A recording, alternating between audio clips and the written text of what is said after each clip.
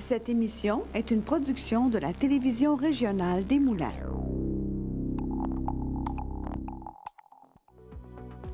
Avec la collaboration de la Chambre de commerce et d'industrie Les Moulins. Le CFP des Moulins, fier partenaire de Fibre E.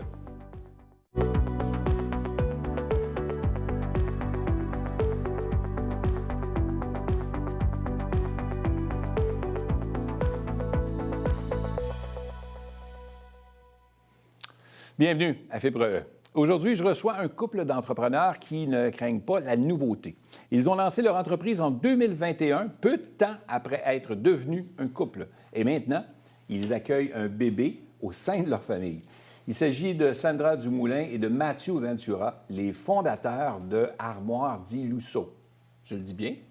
Bien sûr. Bienvenue à vous deux. Merci. Ben, j'essaie de pratiquer mon italien. Hein, j'essaie. Di Lusso. Oui, c'est ça, Di Lusso. Faut y aller avec les doigts. Di Lusso. Bienvenue à vous deux. C'est le fun de vous avoir avec nous. On dresse un portrait des entrepreneurs à Fibre E.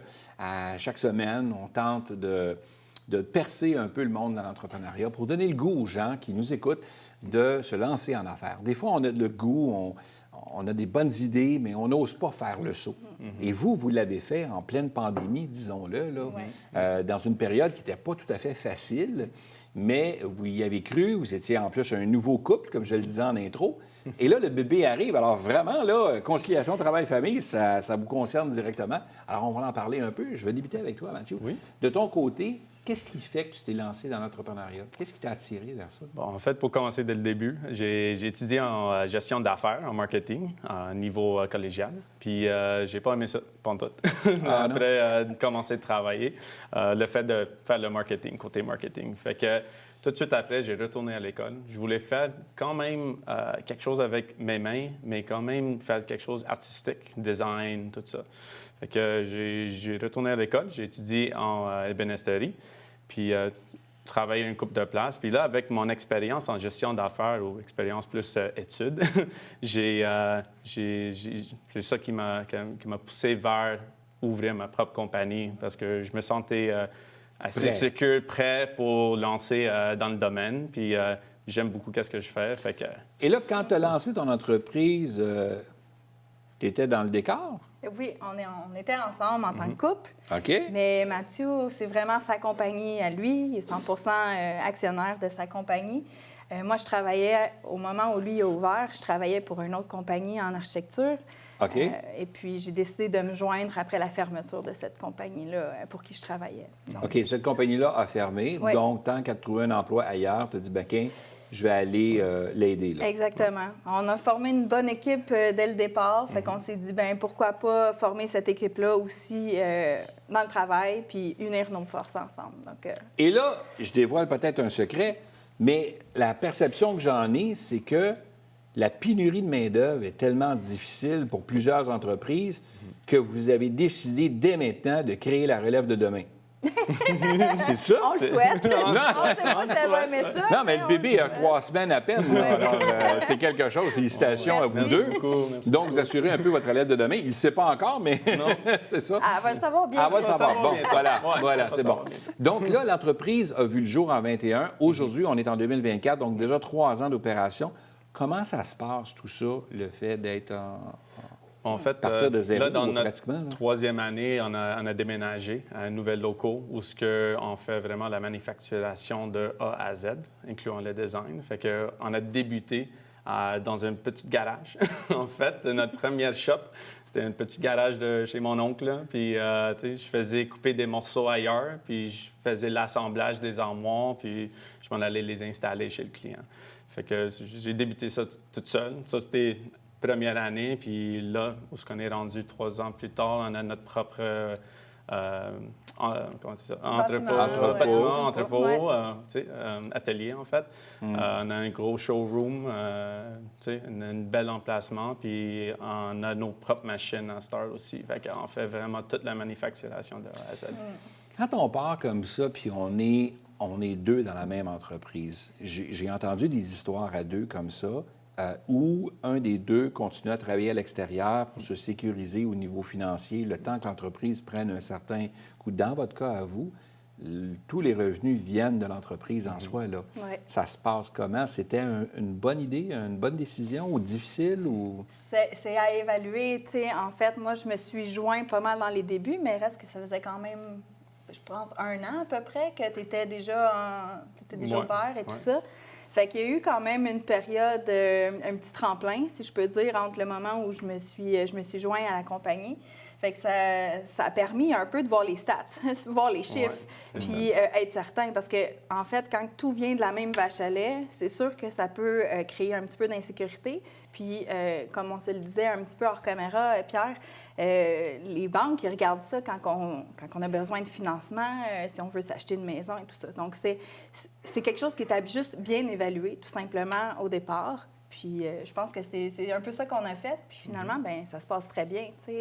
C'est de faire le saut qui est épeurant, mais une fois qu'on est dedans, on trouve les solutions, puis ça se passe bien. Malgré le fait qu'on était à la fin COVID aussi, quand même, nous, au niveau de la construction, rénovation et tout ça, ceux qui rénovent leur cuisine, les gens investissaient. Donc, pour nous, on a moins vu cette tendance-là vers le bas, tu sais, avec le COVID. Donc, ça l'a maintenu votre carnet de commandes, puis ça vous a permis de pouvoir accentuer l'entreprise. Oui. Aujourd'hui, vous regardez ça, quand vous travaillez à 2 comme ça, avez-vous chacun vos responsabilités à l'intérieur de l'entreprise ou vous êtes entremêlés, puis là, vous prenez des décisions, puis là, bien, ça fait des frictions ou pas? Ou... Non, on a bien sûr tous nos rôles séparés. En fait, des fois, ça touche, ça mêle entre deux affaires en même temps. De temps en temps. On se parle. On se parle. C'est sûr, il y a des challenges là-dedans, mais on a vraiment séparé nos rôles. Comme ça, on peut être efficace, pas perdre du temps d'une part et l'autre. Fait que, Sandra prend soin vraiment de côté design. Elle touche les devis clients, les suivis clients, le côté administration, tout ça. Puis moi, je concentre plus sur aller chez le client, premier contact pour mesurer les jobs, faire les designs aussi. Oui, puis en fait, gérer le backshop, là, si vous voulez, le backstore, la production. Tout ce qui est opération, production. Exactement.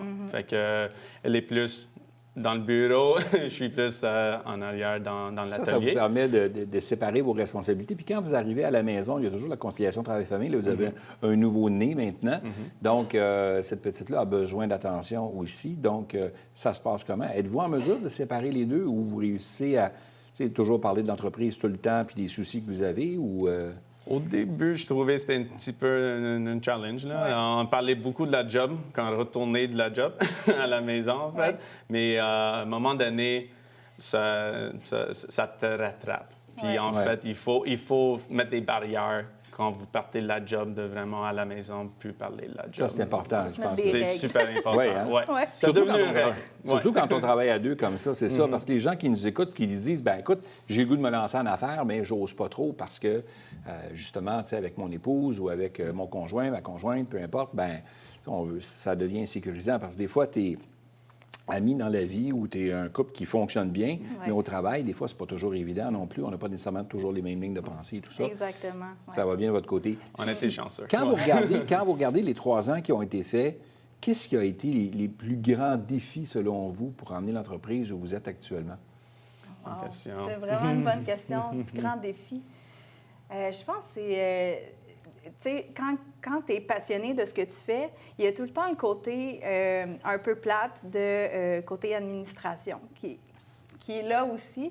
Puis nous, on voudrait faire du design tout le temps, puis faire de la production tout le temps, puis faire des installations tout le temps, mais il y a tout le temps une gestion au niveau des employés, une gestion au niveau des finances. Fait que ça, je pense, c'est un petit peu le défi. Puis je pense qu'on ne serait pas la seule entreprise à répondre ça. C'est le côté un peu plus plate de la job, tu sais. Fait que je pense... Qui n'est pas votre tasse de thé, dans le fond. Si vous aviez les moyens de pouvoir vous engager quelqu'un qui contrôle cet aspect-là financier, ça vous enlèverait ça pour vous concentrer vraiment sur ce qui vous passionne. Oui, c'est sûr. C'est juste, il faut grandir, comment on dit ça? Une étape à l'étape. Fait que c'est ça, c'est vraiment, ça ne veut pas dire que dès le début, vous avez les finances pour avoir plusieurs employés pour prendre cette relève-là. Fait qu'il faut commencer par le faire vous-même jusqu'au temps que vous êtes assez solide financièrement. Quand on regarde l'aventure entrepreneuriale, les gens disent souvent c'est difficile de se faire financer parce que les banques ne sont pas là. Vous allez voir les années où vous allez réussir et que l'entreprise va avoir atteint un niveau X, ils vont être prêts à vous en prêter plus facilement. C'est sûr que là, actuellement, c'est un peu plus difficile. Puis ça, c'est un souci aussi en tant qu'entrepreneur parce que tu veux faire évoluer ton entreprise, mais tu as besoin de garanties, tu as besoin de collatéral et tout ça. Ça aussi, c'est difficile? Oui. Bien sûr. Comme les banques demandent au minimum 2 ans des états financiers, en fait. Puis je trouve ça bizarre, la façon que c'est fait, parce que les compagnies ont besoin de financement techniquement au début, s'ils veulent se lancer dans quelque chose. Sinon, il faut vraiment comme accumuler tes sous, mettre ça à côté, puis partir votre entreprise. Fait que c'est vraiment, c'est pas facile niveau financièrement pour commencer dans un certain sens, mais par contre, si vous jouez vos cartes correctement, tout va être bien, c'est sûr. Ouais. L'année passée, d'ailleurs, on a voulu déménager, comme là, on vient tout juste de déménager, mais on aurait voulu le faire 1 an auparavant. Puis c'est quelque chose qui a bloqué au niveau du financement parce que nous, on était prêts, nos chiffres nous disaient qu'on était prêts, mais comme on n'avait pas 2 ans d'état financier, on était pris. Donc, on a loué pendant cette dernière année-là pour finalement avoir une place aujourd'hui. Mais c'est ça. Des fois, c'est juste de remettre un petit peu plus tard, d'être bien solide, puis Qu'est-ce que vous feriez de différent aujourd'hui par rapport à quand vous avez débuté? Feriez-vous encore le saut? Oui. Oui. Absolument. Oui. Ah ouais? Absolument, oui. Donc, il n'y a aucun regret à ce niveau-là. Malgré les difficultés qui se sont présentées devant vous durant ces 3 dernières années-là, il n'y a pas de... Non, pas du tout. Moi, je ne ferais rien de différent. Non, en fait. non. Je pense qu'on a vraiment fait une bonne équipe, puis mis nos 2 têtes ensemble, puis on a bien fait ce parcours-là. On a fait les bonnes décisions tout le long, puis c'est ça qui nous avait fait réussir jusqu'à maintenant. Puis on est bien entouré, on est soutenu par un certain groupe d'entrepreneurs, aussi avec la Chambre des commerces, mais aussi tant au niveau personnel, on a des amis de la famille qui sont entrepreneurs. Donc, on a eu des bons conseils. Puis d'être entouré par ces gens-là qui nous amènent à grandir avec eux, je pense que ça a été juste de bons conseils pour nous tout au long jusqu'à maintenant, en fait, pendant ces 2 premières années-là. Ouais. Quand on est entrepreneur comme vous l'êtes, vous vous retrouvez, je cherche le bon terme, là, vous êtes ensemble dans l'entreprise, vous avez vos soucis, tout ça que vous avez passé. Y a-t-il quelque chose avec l'expérience que vous avez acquise aujourd'hui? Est-ce qu'il y a des choses que vous feriez différemment aujourd'hui? Vous repartiriez de façon peut-être différente. Il y a peut-être des gestes que vous avez posés. Les gens qui nous écoutent, des fois, ils disent « Ah, sais-tu quoi, si j'avais pensé à ça, je l'aurais peut-être fait différemment. » ou... C'est quelque chose, toi? Bonne question, ça.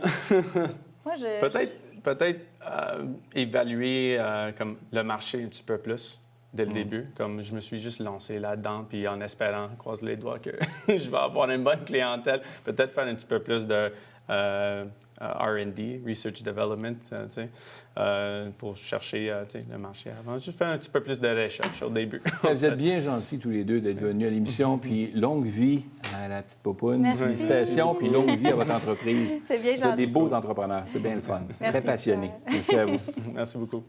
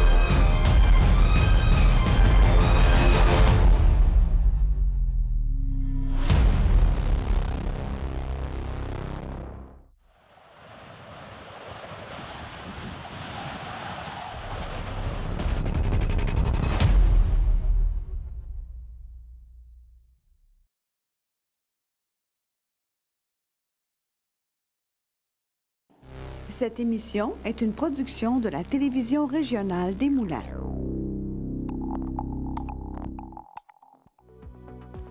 avec la collaboration de la Chambre de commerce et d'industrie Les Moulins. Le CFP des Moulins, fier partenaire de Fibre E.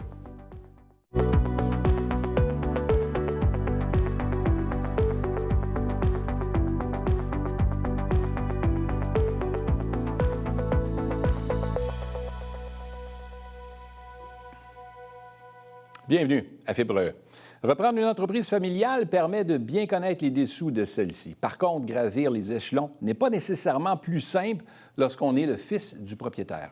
Il faut donc savoir faire sa place et saisir les opportunités pour se démarquer. Le vice-président directeur général de Vanico Maronix, Charles-Antoine Gauvreau, vient nous en parler et de son ascension, évidemment, dans l'entreprise familiale. Charles-Antoine, bienvenue à Fibre E. Eh bien, merci beaucoup. Je te vois parce qu'on se connaît. S'il y a des gens qui écoutent, ils vont dire c'est parce qu'ils se connaissent. Fait que si on se voit, ça va avoir l'air drôle un peu. Bonjour, merci d'avoir accepté. Tu es gentil. Merci de l'invitation. On veut toujours sensibiliser les gens à l'entrepreneuriat. Oui. Donc, on aime inviter des gens qui ont des parcours tous un peu plus différents que les uns des autres. Et dans ton cas, bien, c'est une entreprise familiale que tu connais depuis que tu es tout petit, dans le fond, qui est partie, et puis au fil du temps, tu t'es impliqué. J'aimerais savoir comment ça s'est passé à ces tout débuts là, de ton enfance. Là. Toi, tu as commencé à graviter dans ce monde-là? Ou... Oui, ça s'est fait assez naturellement. Je vais dire ça comme ça parce que mon père a fondé l'entreprise en 1980. J'avais 3 ans et demi. Donc, c'est sûr que j'ai grandi dans l'organisation. C'est vraiment ça. Je suis le fils type qui suivait son père un peu tout partout où il allait. Et puis, avoir une usine, ça m'a attiré la passion, le goût de travailler en usine, à contrôler, développer des produits, des choses comme ça. J'ai eu cette inspiration-là assez vite. Là. Mon père a un côté très créatif. Il aime créer, il aime développer. C'est un grand entrepreneur. C'est un bâtisseur. Et je crois que c'est ça qui me donnait le goût, qui m'a attiré dès le départ. Et puis, j'ai eu la chance de grandir, parce que quand on a une manufacture comme Vanico Maronix, il y a multiples possibilités. Et puis, on réussit à trouver notre place dans ces possibilités-là au fil de la progression de l'entreprise. Là, tu arrives à un âge où tu es aux études, et là, tu ne peux pas être toujours au travail, donc tu vas aux études. Et malgré les études et tout ça, tu avais toujours en tête, toi, de demeurer à l'intérieur de Vanico Maronix? Oui, c'est quelque chose que, je vais dire, à peu près vers le secondaire, l'école secondaire, je me mettais dans la tête que j'étais pour travailler pour l'organisation. Je me voyais prendre la relève. Ça a été un peu plus long avant que j'aie ces discussions-là avec mon père. Lui me laissait un peu plus la porte ouverte, malgré qu'il y avait un souhait que je m'implique dans l'organisation. C'est plus au niveau collégial qu'il m'a dit « As-tu vraiment une intention de prendre une relève un jour? » Mais j'avais des opportunités, je les ai pris. L'entreprise se progressait. On recule dans les années 90. L'entreprise développait le côté numérique des choses. Tout était fait manuellement et on traversait des années, dans les années 90. Le numérique, on faisait plus des bons de commande à la main, c'était informatique. L'informatique était un peu nouveau. Les baby boomers utilisaient moins l'informatique. Et des jeunes comme moi qui avaient grandi avec ça, bien, j'avais des opportunités pour faire progresser l'organisation. Puis, finalement, bien, j'ai profité de ces opportunités-là, puis ça m'a amené où je suis aujourd'hui. Incroyable. Ouais. Aujourd'hui, l'entreprise est prospère, ça a grandi. Vous avez une belle usine sur le bord de la 640, là, sur le côté de la 640. Plusieurs employés, une centaine d'employés et plus, là, à peu près. Là. Mais à l'intérieur, tu n'es pas seul au niveau familial parce que tu te retrouves avec des membres de ta famille qui sont là. C'est vraiment une entreprise familiale. Bien, nous, on se plaît à dire dans l'entreprise, c'est semi-familial parce qu'il y a quand même des gens. Mon frère travaille dans l'entreprise, ma sœur travaille dans l'entreprise, ma femme travaille dans l'entreprise. C'est sûr qu'on est plusieurs dans la famille, mais il reste que sur 100 employés, on est 5 employés qui font partie de la famille. Fait on dit la grande famille Vanico, ce n'est pas que la famille Gauvreau, évidemment. Et chacun a gagné son poste, chacun a gagné sa place dans l'organisation de par son intérêt, de par ses compétences et aussi de par l'acharnement à gagner un poste aussi. Parce que être en entreprise, en famille, on ne peut pas avoir des postes parce qu'on est le fils à papa. Il faut faire sa place, il faut le démontrer, il faut le prouver. Ça prend je vais dire, ça prend l'acceptation des pairs, des collègues pour que toutes les choses fonctionnent bien. Sinon, ça fait une drôle de situation. Chez Vanico, les gens qui sont en poste dans la famille ont gagné leur poste de par leurs compétences et de par, je vais dire, leur acharnement au travail. Donc, ça n'a pas créé de problème au fil du temps, mais oui, on travaille en famille. Et vous travaillez en famille, mais vous avez chacun respectivement vos postes et vos responsabilités, qui fait que vous ne jouez pas nécessairement dans les mêmes... C'est pas les mêmes compétences, je dois dire. Oui, c'est ça. Moi, je m'occupe de la direction générale. Mon frère, c'est mon directeur de production. Ma sœur est analyste de gestion. Ma femme est directrice des ressources humaines. On a chacun nos rôles et nos responsabilités. Quand on se voit en famille, on est des frères et des sœurs. Quand on se voit au travail, on est des collègues de travail qui ont leur poste et leur chapeau et leur rôle et leurs responsabilités à tenir. Mon père est encore impliqué dans l'organisation. Ça se passe comment? Le fait que le paternel est toujours présent parce que c'est quand même un bébé qu'il a vu naître. Ah, c'est sa passion. J'en doute même pas. Puis il doit être encore aussi passionné aujourd'hui. Oui. Il travaille encore à temps partiel, est encore très impliqué dans l'organisation. C'est effectivement, je dis, un passionné. C'est de la naissance de la création de l'organisation jusqu'encore aujourd'hui. Il va avoir bientôt 75 ans, mais c'est pas grave. Une passion, c'est pour la vie.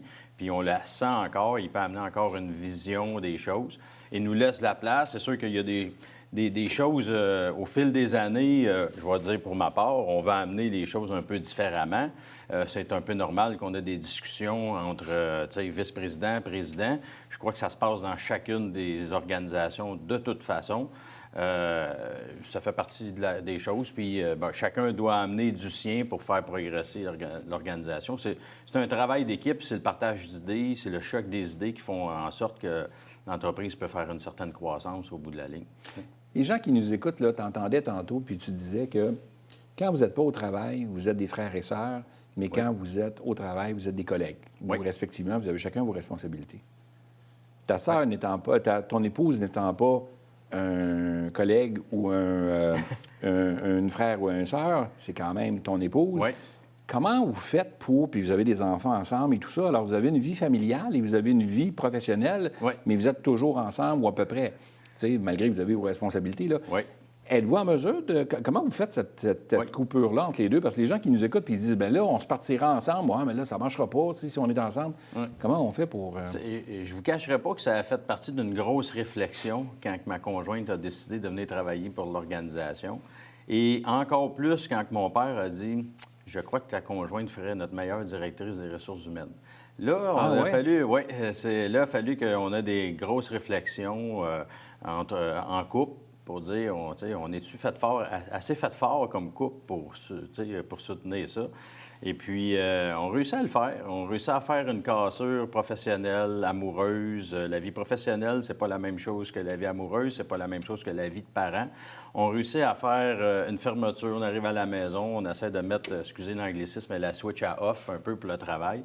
Et c'est sûr que quand on est entrepreneur, qu'on a une entreprise, c'est dans nous tout le temps, toujours. Ça, peu importe qu'on soit en affaires en famille, qu'on soit en affaires avec sa conjointe, ses frères, ses sœurs, quand tu as une entreprise, à tous les moments que tu respires, c'est ton entreprise, elle est à l'intérieur de toi.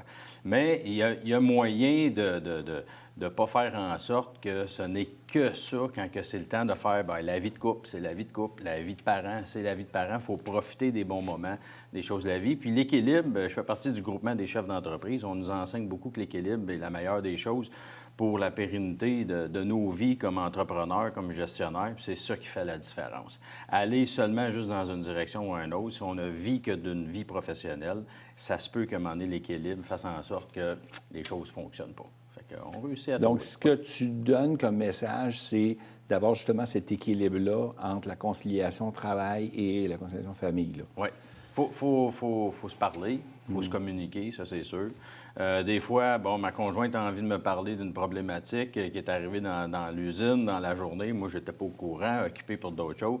On en parle un peu, mais là, à un moment donné, écoute, ça va aller à demain, le reste. À un moment donné, il faut mettre des casseurs un peu. Il faut laisser les gens aussi. On a toute une vie au travail, puis des fois, il faut laisser les choses aller, lancer une réflexion à son conjoint, même si vous ne travaillez pas ensemble. Mais c'est un peu la même chose, même si on travaille ensemble.